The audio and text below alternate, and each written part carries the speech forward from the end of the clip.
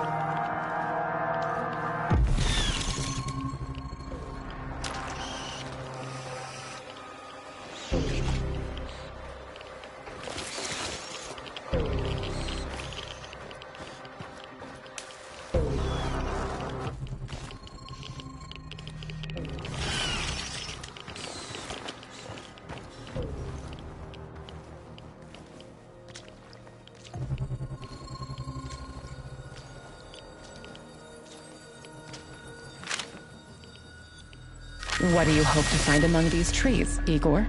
You tell me, my love. You brought me here. What are you talking about, Igor? Are you losing your mind? Frankly, yes. I think I might be. You came here because there's something you need to understand. Something to do with those dead trees. What they are, what they represent. They're not dead. Not entirely. The radiation from the disaster killed all the microbes, which slowed decay almost to a halt. The Red Forest is like a snapshot in time, but there are signs that nature may recover. Maybe it will, maybe it won't. Every inch of this area is still badly irradiated. Perhaps this horror will give birth to something entirely new. Perhaps it already has. New?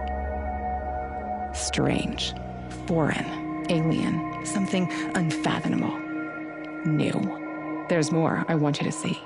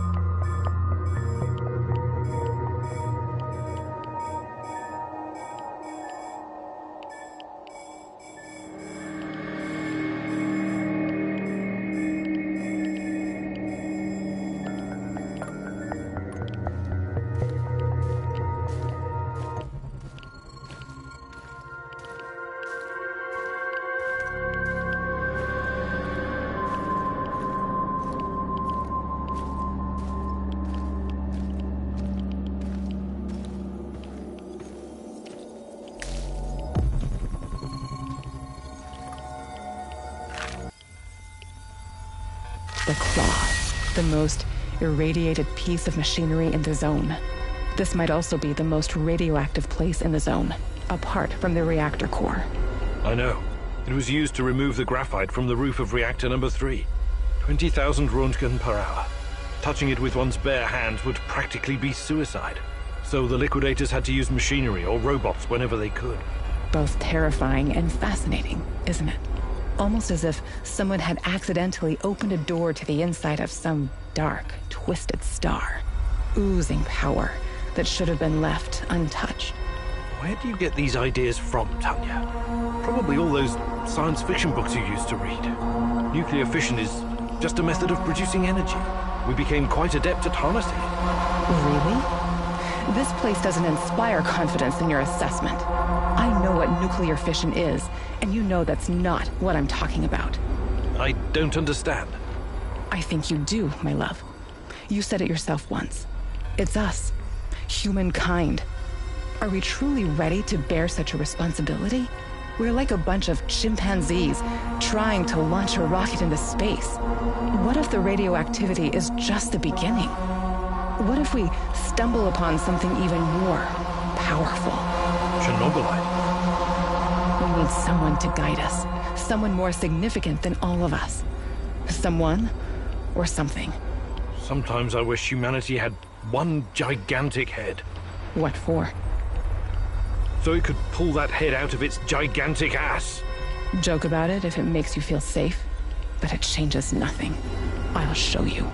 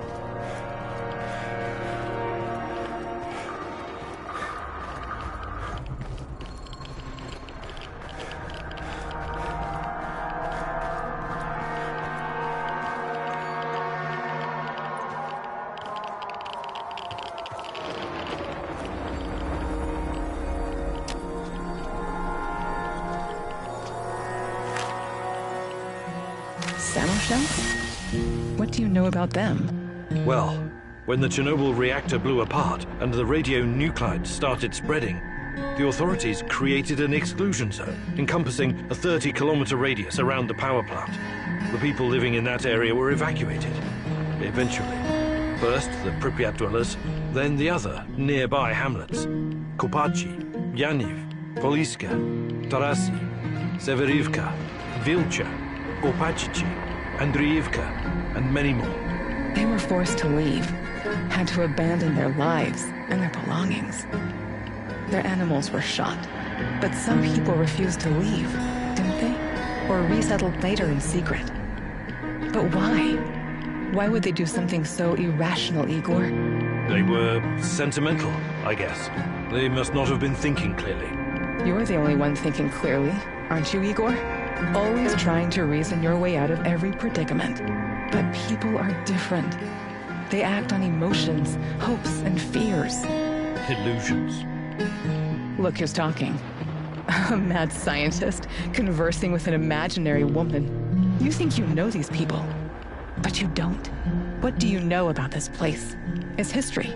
Do you have any idea what the folks living here went through?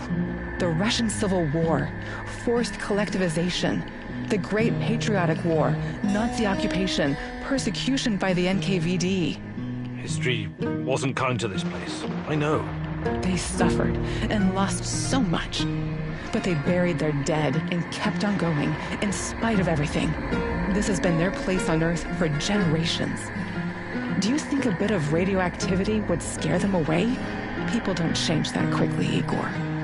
Maybe they don't want to, or maybe they just can't. Not many of them are left today. This place is dying. When the last of the Samoshells passes away, it will be the end. What about you, my love? Will you embrace change if our fate depends on it?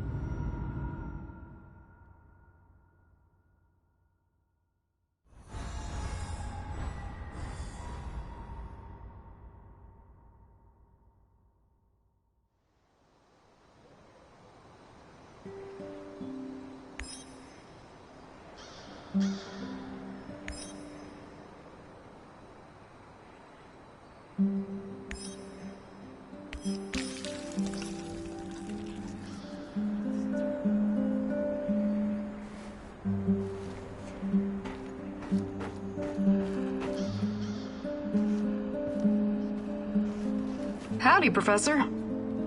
Hi, Olga. What's going on with you? I just remembered something. I thought you might find it interesting. I was guiding a group of biology researchers from America a couple years ago. I showed them around the Red Forest and everything.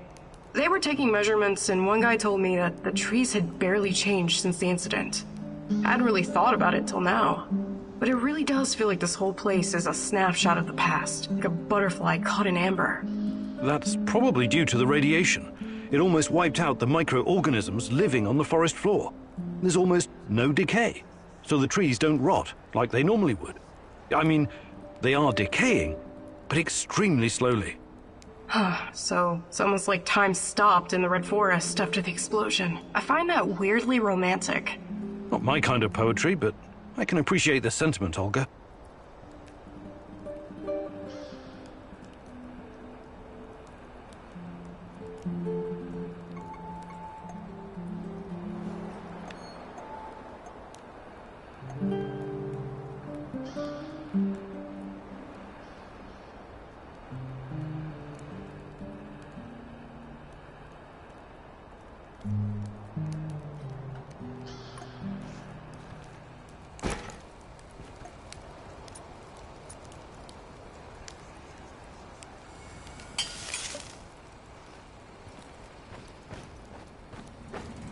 You need to close these holes for me, Igor. In the end, everyone bleeds the same. Even me, old-timer. I need help dressing my wounds. I'm on the road to recovery now. Thanks.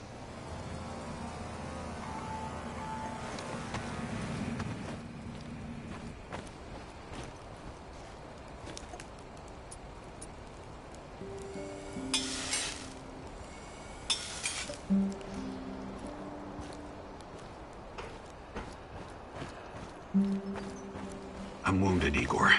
Can you get me a first aid kit? Appreciate it. I feel better already.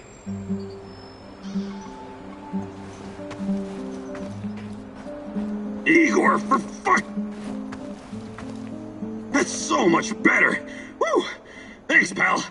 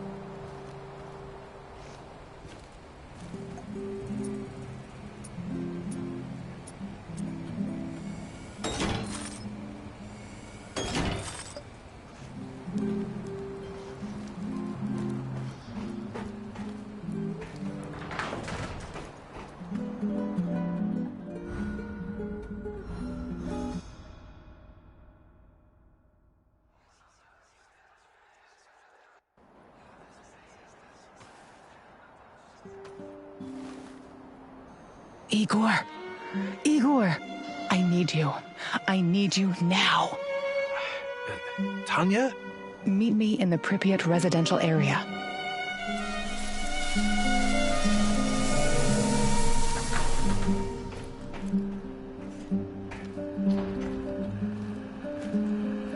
These old bones need a rest, Mercy.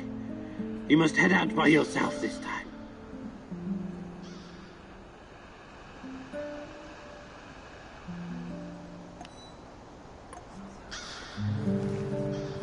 These old bones need a rest, Mercy.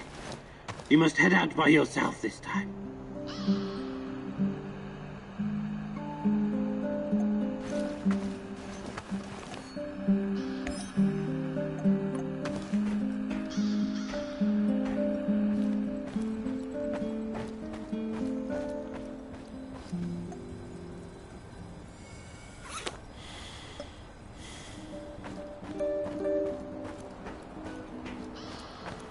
These old bones need a rest, Mercy. You must head out by yourself this time.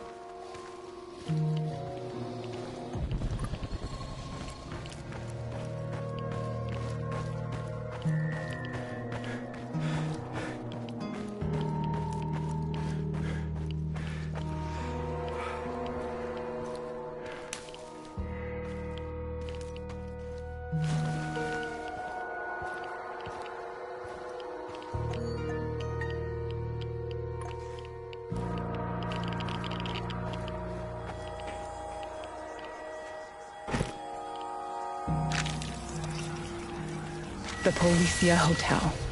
Former symbol of communist luxury, now a relic of bygone glory. If you say so, Tanya. Party apparatchiks used to stay here whenever they visit Pripyat. It gave them a great view of the power plant and the surrounding area while they were checking up on things. The master's eye makes the horse fat, as they say. But it didn't quite work out that way. No, it did not. After the disaster, this place became a hub for the liquidators. They coordinated the helicopter operations from the roof, gave orders, and watched the Mi-6 drop sand and boric acid into the reactor. The only sensible thing to do.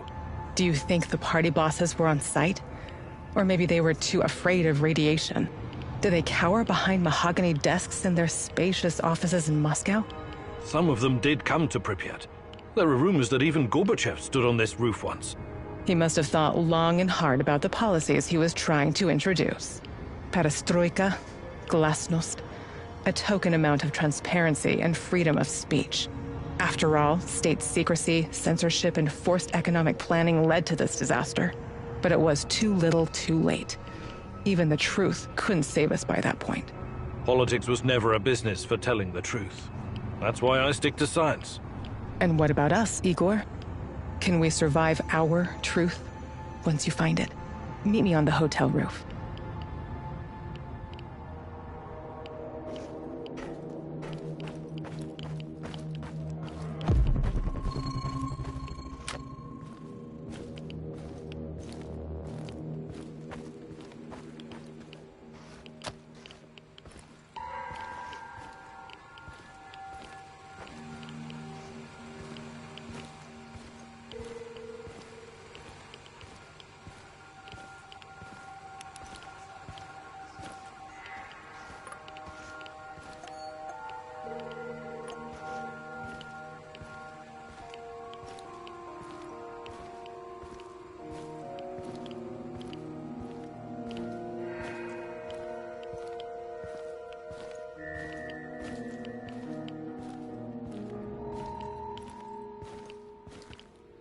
Where are we going for our honeymoon, Igor?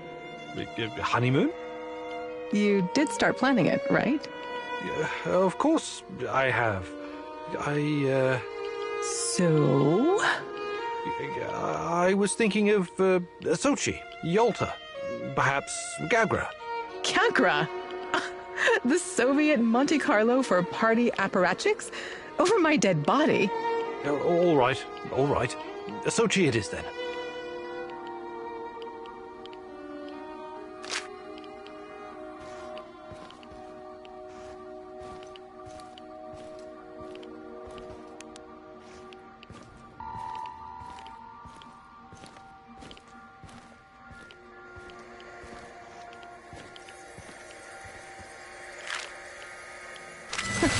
Remember the disco at Energetic? How could I forget? I was the worst dancer on the floor. Even in my younger years, I was always a bit stiff. That's not true. Besides, you had a great partner to lead you. Me. And the disco balls? It was great. The lights, the beat, the atmosphere. I remember. It had a funny name, but like an old inventor. Edison. Edison, too. Right. But Energetic was way more than a disco. It had a library, swimming pool, cinema. Yes. I took you to see a Georgian movie about a young guy traveling around villages, collecting folk songs and music. What was it called? The Journey of a Young Composer. It was a masterpiece. Beautiful music, a funny story. It had everything. I know. You made me watch it like 3 times. I was so happy, Igor. Back then, even if not everything was okay, I could always lean on you and forget my cares.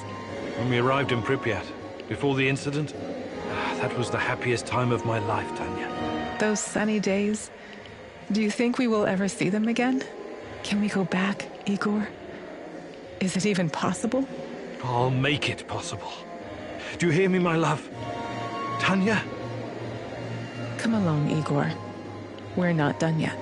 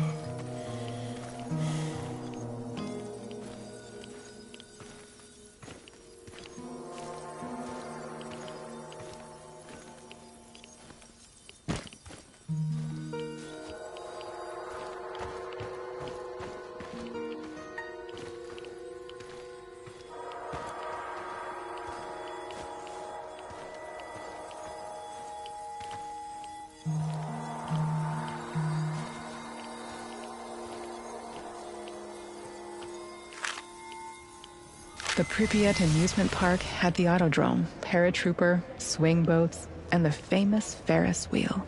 I know it was just a distraction, but I wish we'd gotten to ride it at least once.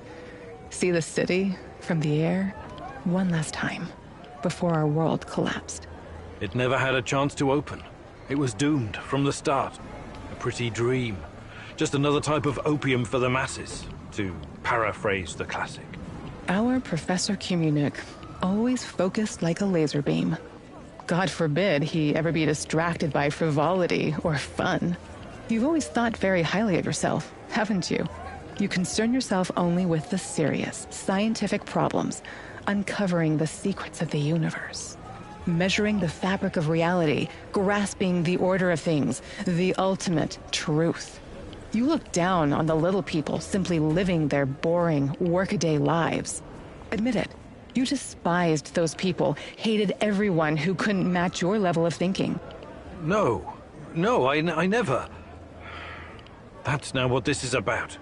It's just that people are chaotic, disorganized, unreliable, unpredictable. While physics and mathematics, science, never lets me down. Even in the darkest of times, I can always rely on their simplicity, clarity, beauty. What role did I play in this life of the mind? Was I a distraction from your lofty goals? A destructive force tearing down your orderly life? What's your truth about us? No, not you. You were different, inspiring. I embraced you. You've been my reason to live, to work. You were, and always will be, my little chaotic dancing star. That's the truth.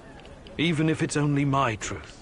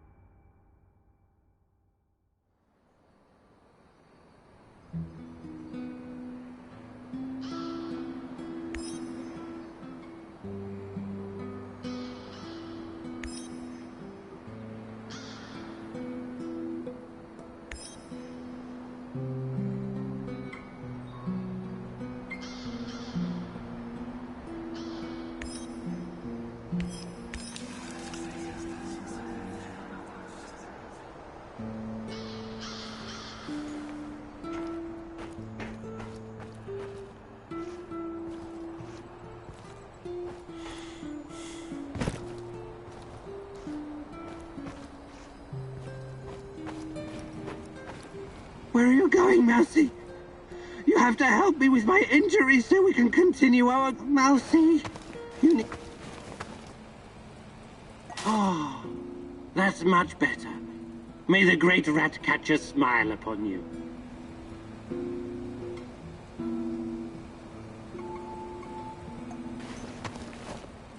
What's the matter, Mousy?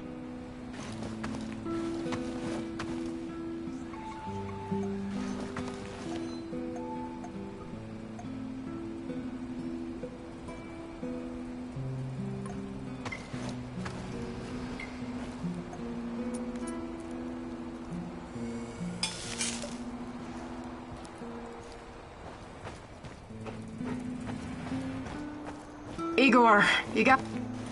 Thanks. I usually take care of myself, you know?